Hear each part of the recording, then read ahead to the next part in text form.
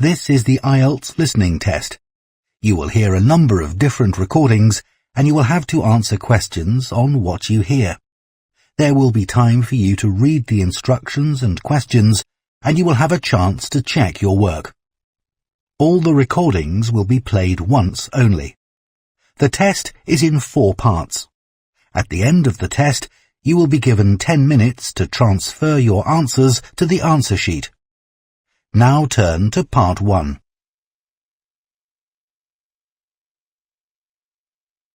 Part 1. You will hear a woman called Jan phoning a man about their local conservation group. First, you have some time to look at questions 1 to 5.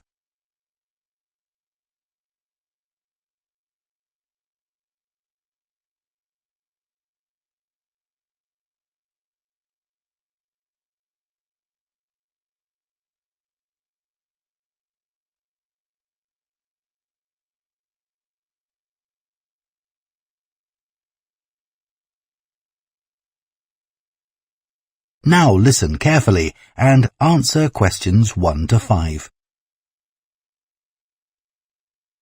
Hello? Oh, hello. My name's Jan. Are you the right person to talk to about the Buckworth Conservation Group? Yes, I'm Peter. I'm the secretary. Good. I've just moved to this area and I'm interested in getting involved. I was in a similar group where I used to live. Could you tell me something about your activities, please? Of course. Well, we have a mixture of regular activities and special events. One of the regular ones is trying to keep the beach free of litter. A few of us spend a couple of hours a month on it, and it's awful how much there is to clear. I wish people would be more responsible and take it home with them. I totally agree. I'd be happy to help with that. Is it okay to take dogs? I'm afraid not, as they're banned from the beach itself. You can take them along the cliffs, though, and children are welcome. Right. We also manage a nature reserve, and there's a lot to do there all year round. For example, because it's a popular place to visit, we spend a lot of time looking after the paths and making sure they're in good condition for walking. I could certainly help with that. Good. And we have a program of creating new habitats there. We've just finished making and installing nesting boxes for birds to use, and next we're going to work on encouraging insects. They're important for the biodiversity of the reserve. They certainly are. Oh, and we're also running a project to identify the different species of butterflies that visit the reserve. You might be interested in taking part in that. Sure. I was involved in something similar where I used to live, counting all the species of moths. I'd enjoy that. Another job we're doing at the reserve is replacing the wall on the southern side, between the parking area and our woodshed. It was badly damaged in a storm last month. Okay. Before you hear the rest of the conversation, you have some time to look at questions 6 to 10.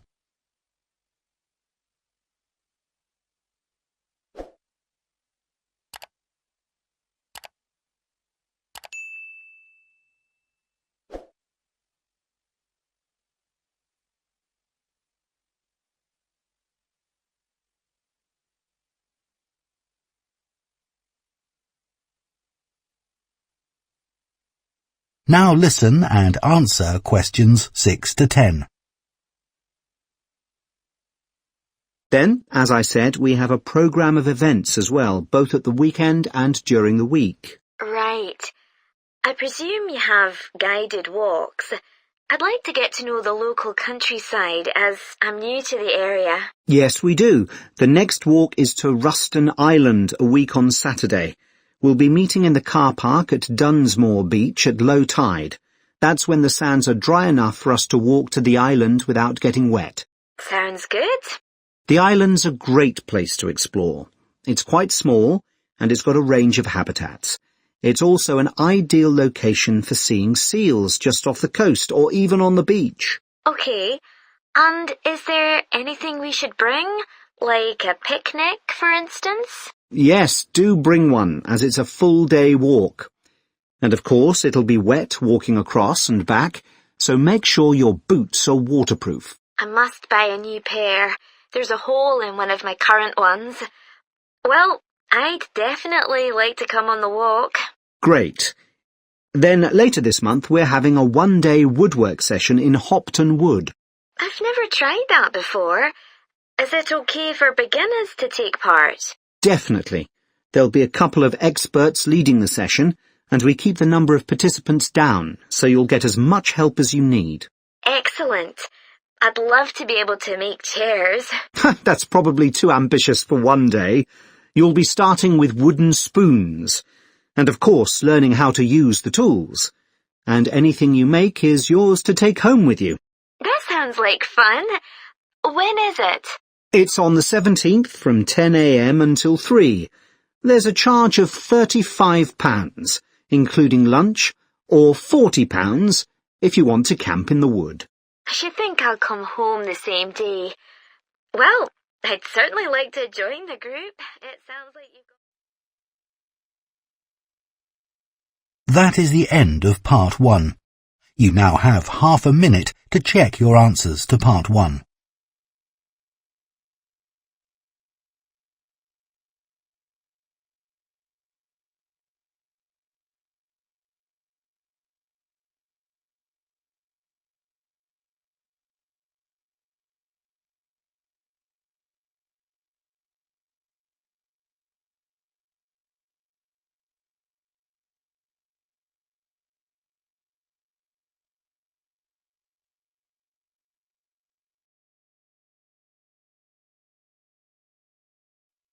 Part 2.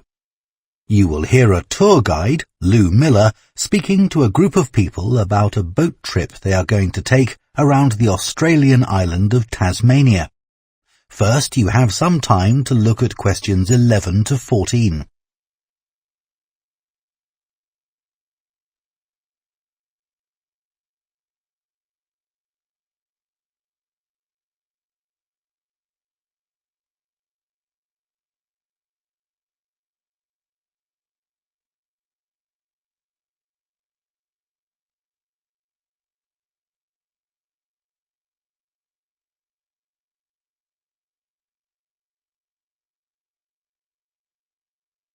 Now listen carefully and answer questions 11 to 14. So, hello everyone. My name's Lou Miller and I'm going to be your tour guide today as we take this fantastic boat trip around the Tasmanian coast. Before we set off, I just want to tell you a few things about our journey. Our boats aren't huge, as you can see. We already have 3 staff members on board, and on top of that, we can transport a further 15 people, that's you, around the coastline. But please note, if there are more than 9 people on either side of the boat, we'll move some of you over.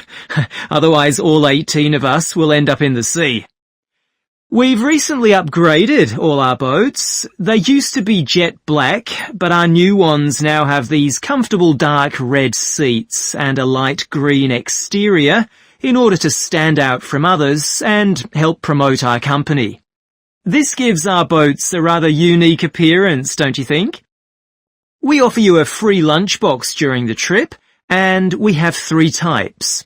Lunchbox 1 contains ham and tomato sandwiches. Lunchbox 2 contains a cheddar cheese roll. And Lunchbox 3 is salad-based and also contains eggs and tuna. All 3 lunchboxes also have a packet of crisps and chocolate bar inside. Please let staff know which lunchbox you prefer. I'm sure I don't have to ask you not to throw anything into the sea. We don't have any bins to put litter in, but Jess, myself, or Ray, our other guide, will collect it from you after lunch and put it all in a large plastic sack. Before you hear the rest of the talk, you have some time to look at questions 15 to 20.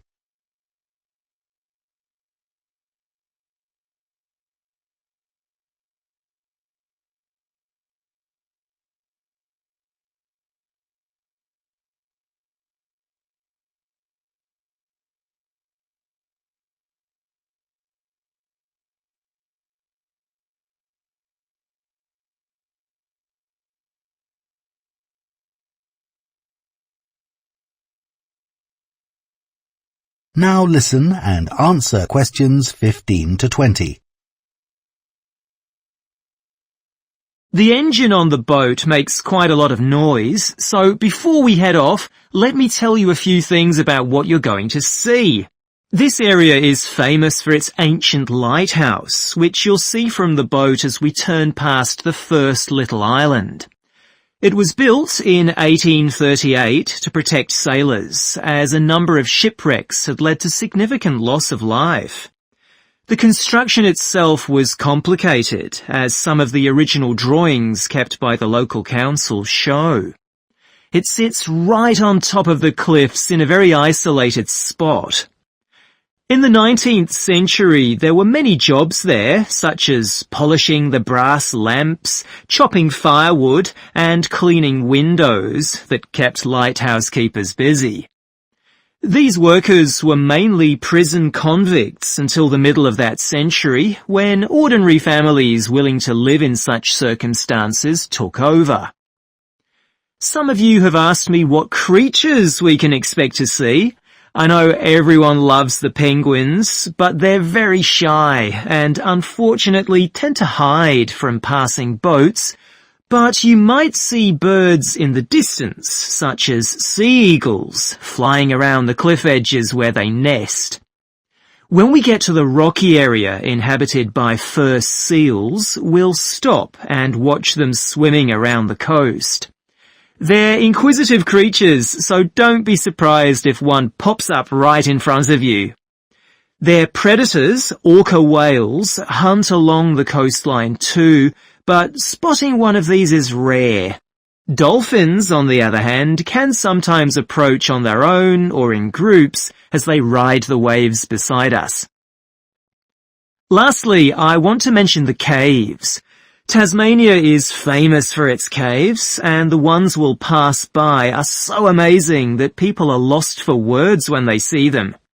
They can only be approached by sea, but if you feel that you want to see more than we're able to show you, then you can take a kayak into the area on another day, and one of our staff will give you more information on that.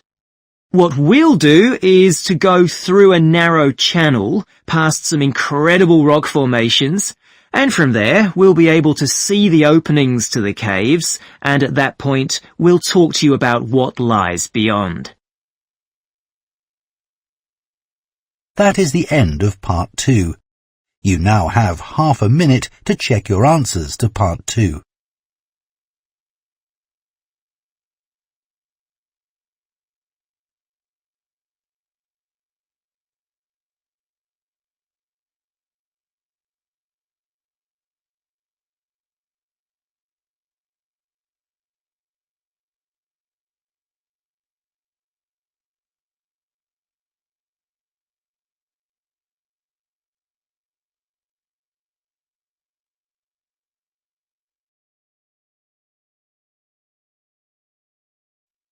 Part 3. You will hear two veterinary science students called Diana and Tim discussing their work placements and their course modules. First, you have some time to look at questions 21 to 26.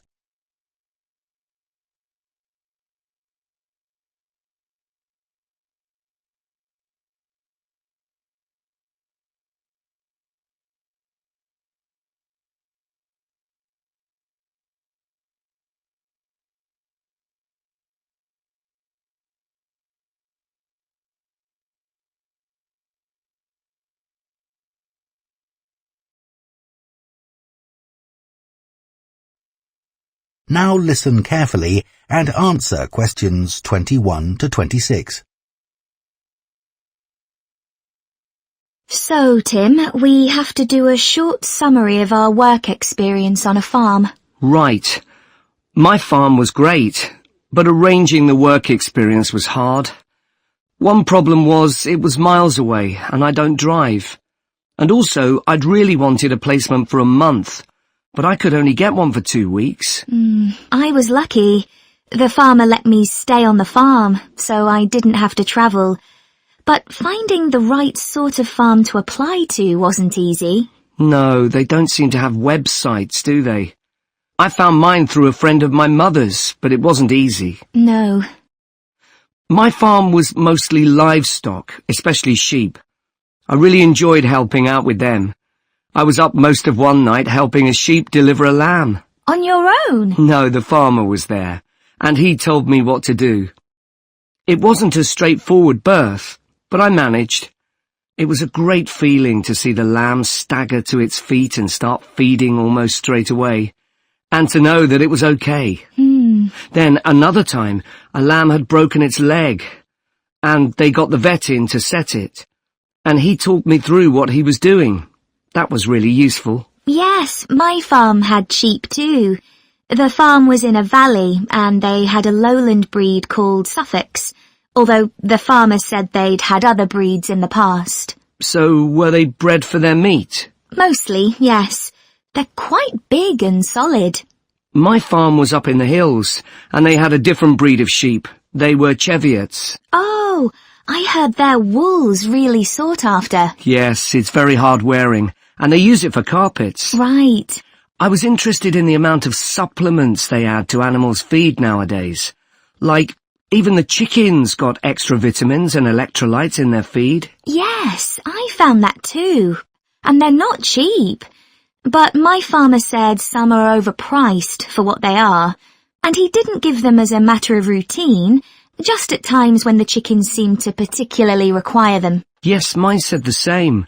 He said certain breeds of chickens might need more supplements than the others, but the cheap and expensive ones are all basically the same. So, did your farm have any other livestock, Diana? Yes, dairy cows. I made a really embarrassing mistake when I was working in the milk shed.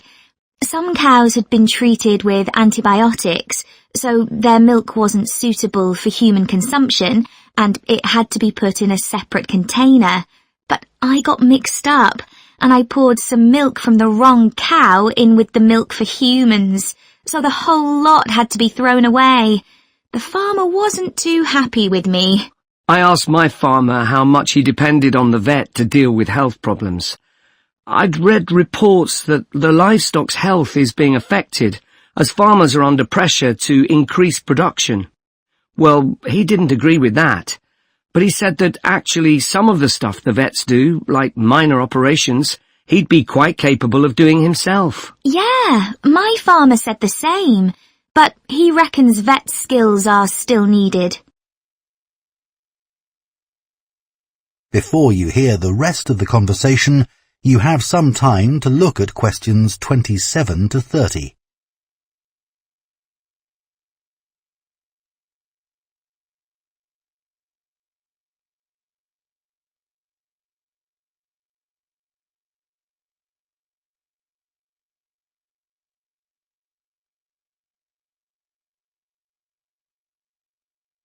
Now listen and answer questions 27 to 30.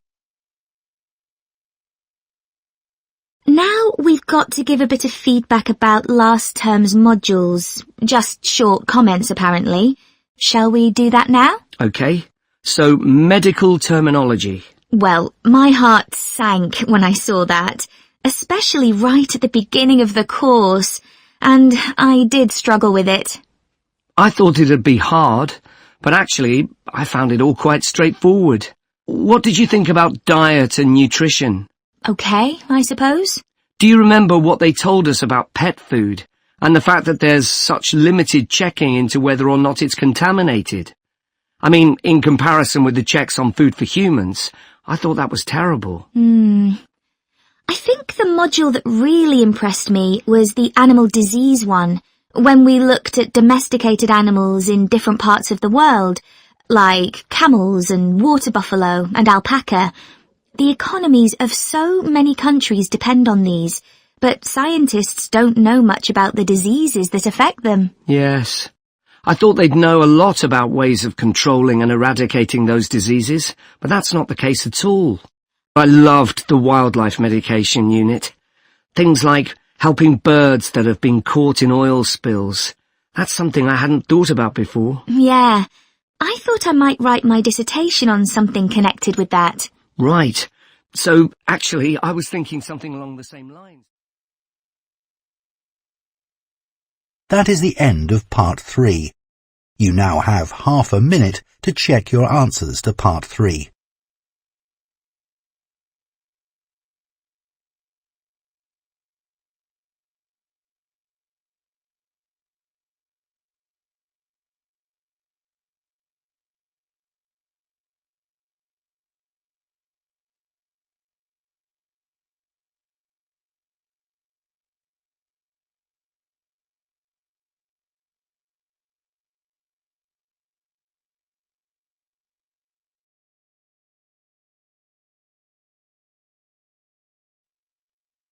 Part 4. You will hear an anthropology student giving a presentation on spiral path designs known as labyrinths. First, you have some time to look at questions 31 to 40.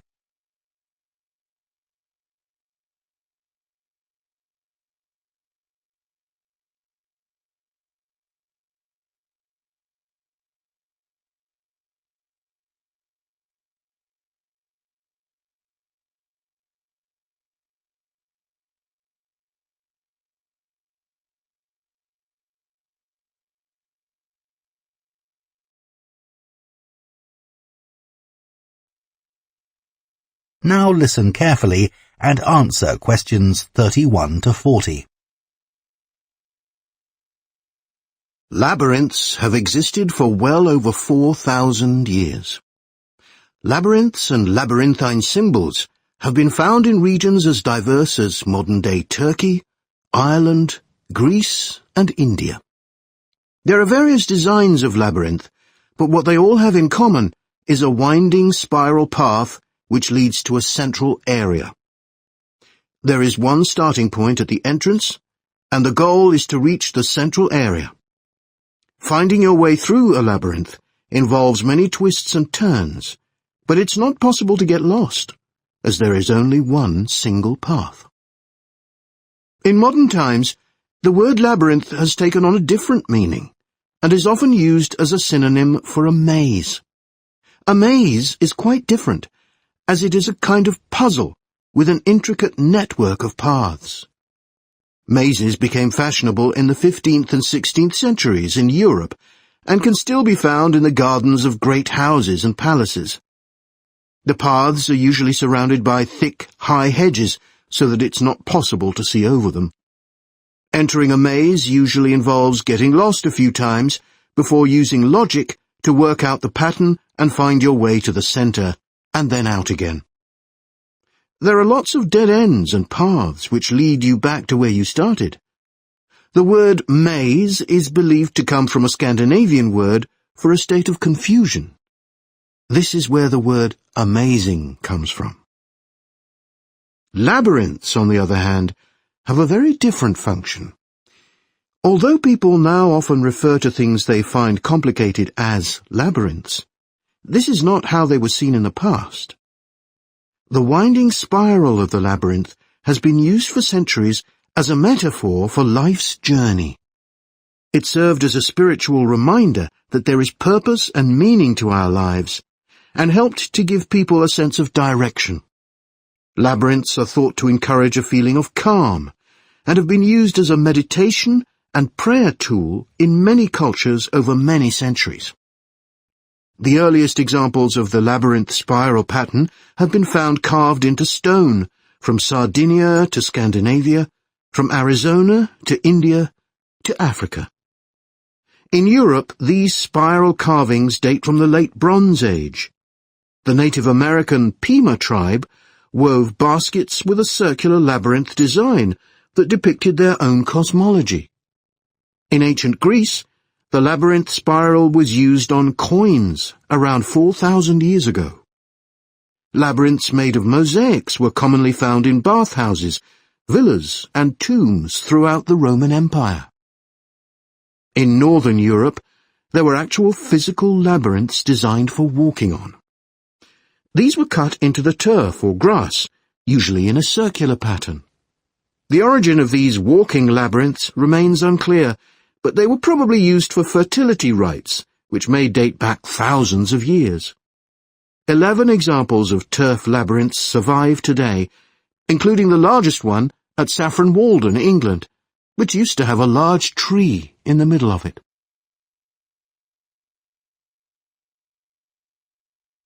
More recently, labyrinths have experienced something of a revival. Some believe that walking a labyrinth promotes healing and mindfulness, and there are those who believe in its emotional and physical benefits, which include slower breathing and a restored sense of balance and perspective. This idea has become so popular that labyrinths have been laid into the floors of spas, wellness centres, and even prisons in recent years. A pamphlet at Colorado Children's Hospital informs patients that walking a labyrinth can often calm people in the midst of a crisis. And apparently, it's not only patients who benefit. Many visitors find walking a labyrinth less stressful than sitting in a corridor or waiting room. Some doctors even walk the labyrinth during their breaks. In some hospitals, patients who can't walk can have a paper finger labyrinth brought to their bed. The science behind the theory is a little sketchy, but there are dozens of small-scale studies which support claims about the benefits of labyrinths. For example, one study found that walking a labyrinth provided short-term calming, relaxation and relief from anxiety for Alzheimer's patients. So what is it about labyrinths that makes their appeal so universal?